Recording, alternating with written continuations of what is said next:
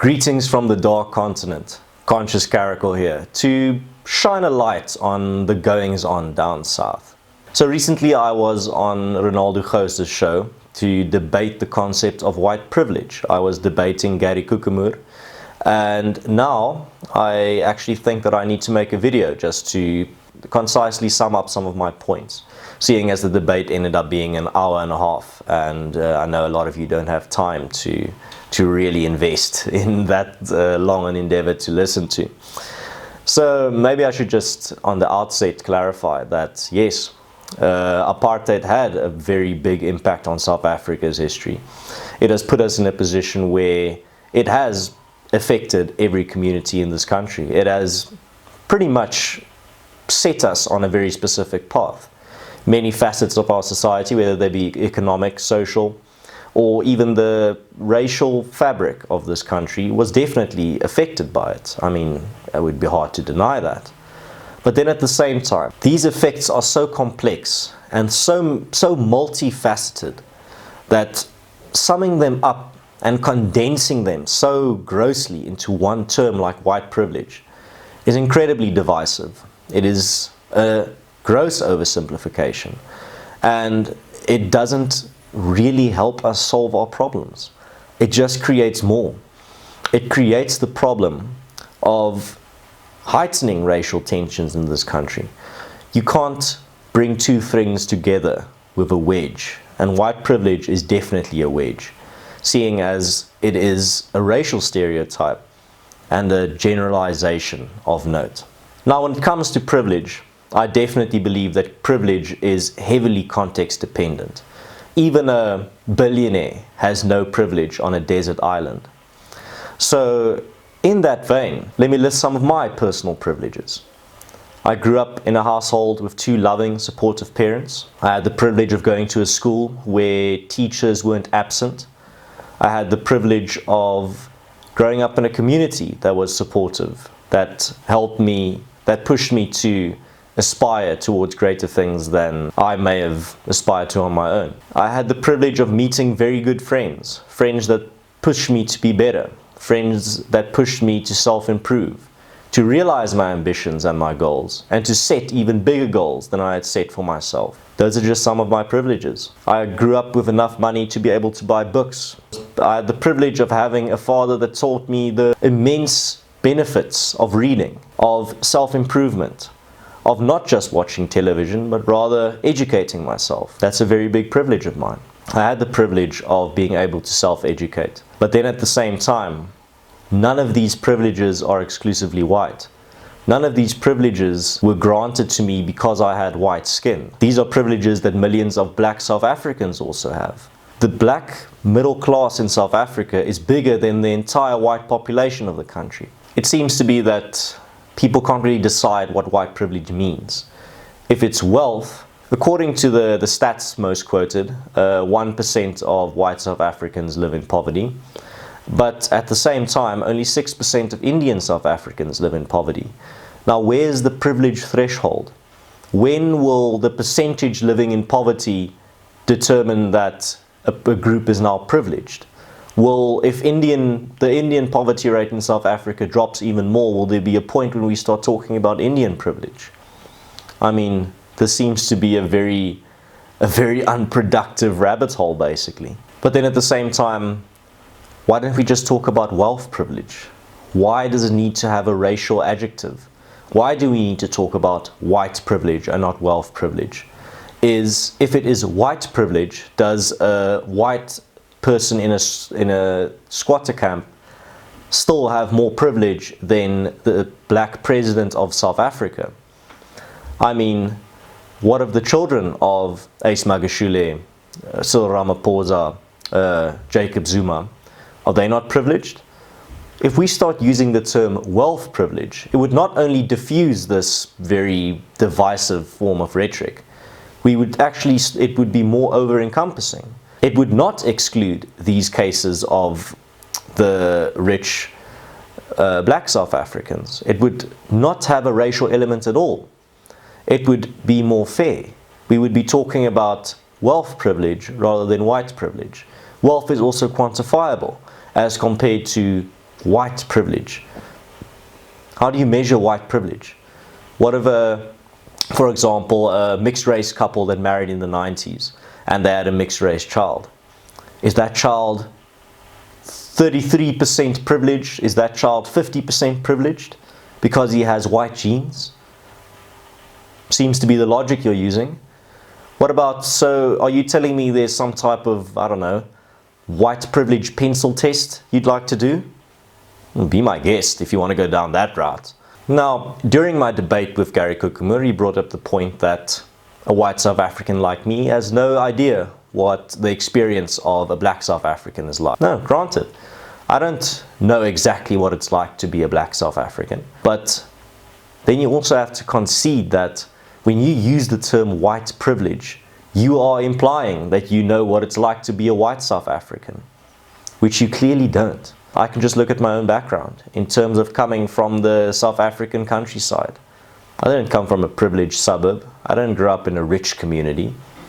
I grew up in a small Western Cape town, a farming community. And if you use terms like white privilege, you just use a blanket racial brush to generalize an entire group of people that has such a complex makeup in terms of wealth, in terms of privileges, in terms of future outlooks. And I know too many poor white South Africans, many of them good friends, to allow the white privilege brigade to demean their achievements, to mock them, and to downplay their own obstacles and suffering that they had to go through. I don't think it's fair. I think it's a gross racial generalization that has unfortunately become accepted in the mainstream. Now, the crux of it all is that the central point that a lot of people point to is the fact that apartheid benefited all white South Africans. Now, we can go into that argument in another video to flesh that out a bit.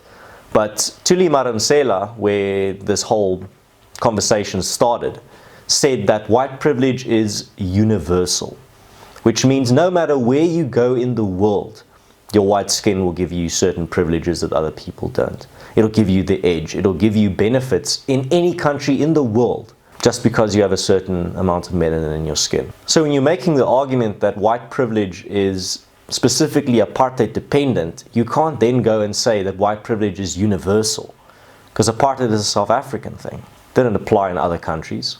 We've had 25 years of ANC rule. Hasn't that created a new privileged class as well, to a large extent? Also, if you look at the history of the term white privilege, if you say it's apartheid dependent, it wasn't even coined in South Africa. It's a term that's been imported from American campuses. It originated somewhere in the late 80s. And now we are parroting these American buzzwords, of which one of them is white privilege. And it's pretty much the colonization of young South African minds by ideas from a foreign country that do not accurately describe the South African situation. They are gross oversimplifications, and they are thought up by people that have no idea about South African history or the current South African situation. But let's go on the premise that white privilege is real. What do you propose? How should a person like me, afflicted by this ideological original sin, how should I deal with it? The major answer that I get is check your privilege or do something about it. Just use your privilege to do something about it. What should I do? Give me answers. Don't just say, figure it out, do something. Your privilege, you know what to do. No, I don't. Tell me, how do I dispel this? How do I get rid of this original sin? How do I wash my hands clean?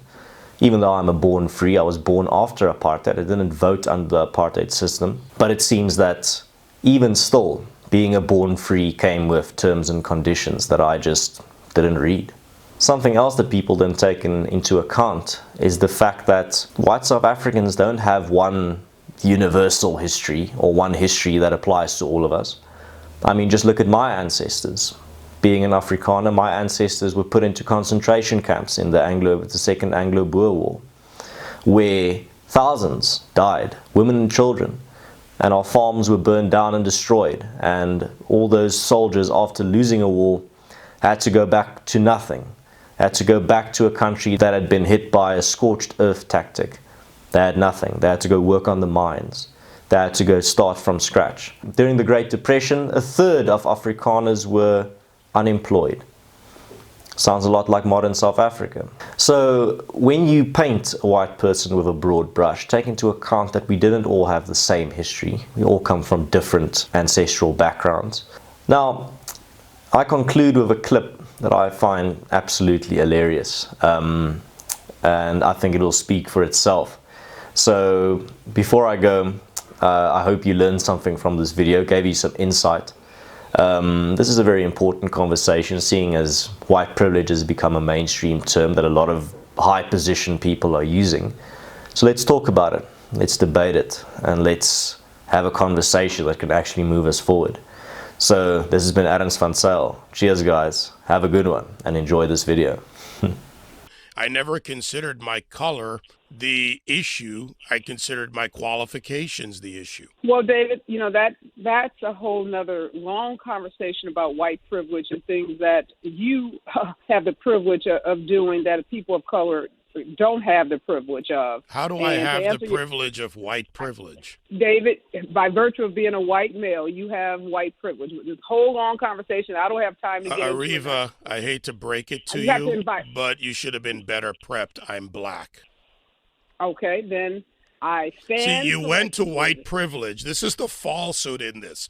You went immediately with an assumption. Your people, obviously, or you didn't look. You're talking to a black man who started out in rock radio in Boston, who crossed the paths into hip-hop, rebuilding one of the greatest black stations in America, and went on to work for Fox News, where I'm told apparently blacks aren't supposed to work, but yet you come with this assumption and you go to white privilege.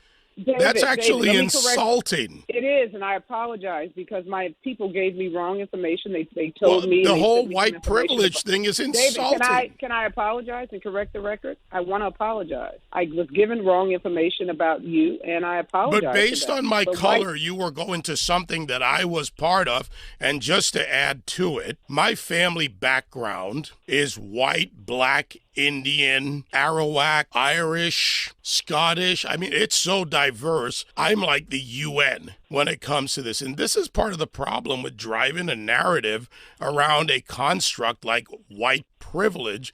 Privilege is one thing. We're applied wealth, economy, various social factors, but not necessarily determined by color of skin. And a lot of people fighting back against this nonsense. Conscious Caracal, whoever he or she is one of them.